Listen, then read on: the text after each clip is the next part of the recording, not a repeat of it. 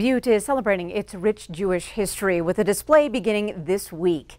MTN's John Amy takes us back to the early days to tell us about the major contributions the Jewish community brought to the mining city.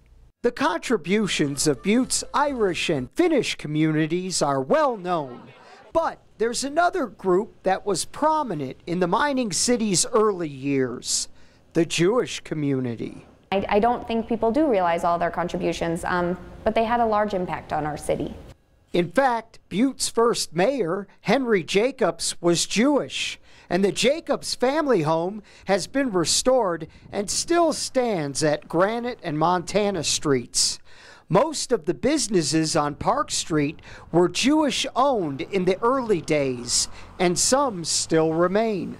A lot of people that were very active in our community and names that you recognize and may just not have realized that they are Jewish. Butte had a very diverse population in its early years and was often more tolerant of marginalized communities.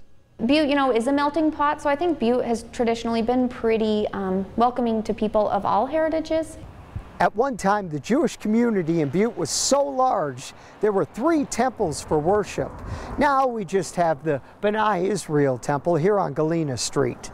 And even though the Jewish community is small today, it's still very faithful. They are still meeting, so it is, although smaller, it's still a community that's deeply involved in their roots and their heritage. Wow. In Butte, John Amy, MTN News. And you can check out the exhibit and learn more about Butte's history at the Butte Archives beginning this Friday.